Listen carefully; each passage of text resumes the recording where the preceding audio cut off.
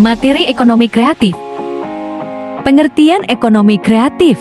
Ekonomi kreatif adalah sebuah konsep pada era ekonomi baru yang mengintensifkan informasi dan kreativitas dengan mengandalkan ide dan pengetahuan dari sumber daya manusia sebagai faktor produksi yang utama. Jenis-jenis ekonomi kreatif.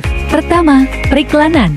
Bisa berupa iklan TV, radio, brosur, iklan sosial media, flyer, spanduk, dan lain-lainnya untuk memasarkan produk atau jasa. Kedua, arsitektur, termasuk desain bangunan dan ruangan untuk kebutuhan sehari-hari seperti desain rumah, kantor, mall, ruko, atau jenis bangunan lainnya. Ketiga, pasar barang seni. Biasanya, di pasar ini, kamu bisa mendapatkan barang-barang hasil karya kerajinan tangan. Keempat, kerajinan tangan handicraft. Bisa berupa vas bunga, patung, gantungan tas, bantal, baju, sepatu, dan kerajinan lainnya yang dibuat sendiri dengan tangan, tanpa bantuan mesin. Kelima, kuliner. Sebagai salah satu industri yang tidak ada habisnya, kuliner juga menyajikan berbagai pilihan menu dengan hiasan dan komposisi yang unik dan lezat untuk dinikmati oleh pelanggan. Keenam, desain. Bisa berupa desain pakaian fashion, desain grafis, desain tulisan, logo, dan desain lainnya. Ketujuh, fashion.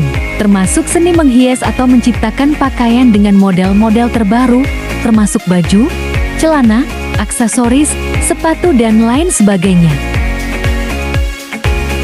Ciri-ciri ekonomi kreatif.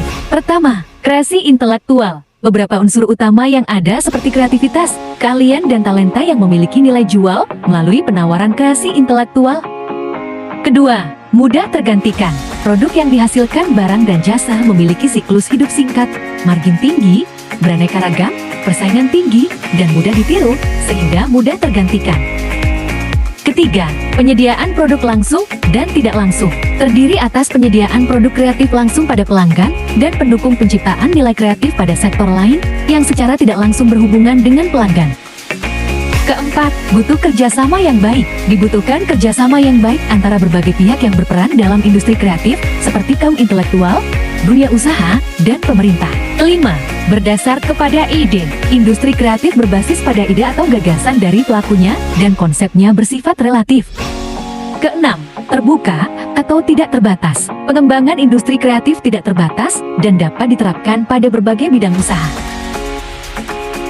Manfaat ekonomi kreatif. Pertama, membuka lapangan kerja baru. Kedua, menekan angka pengangguran. Ketiga, menciptakan masyarakat yang baik. Keempat, kompetisi dunia bisnis yang lebih sehat. Kelima, meningkatkan inovasi di berbagai sektor. Karakteristik ekonomi kreatif.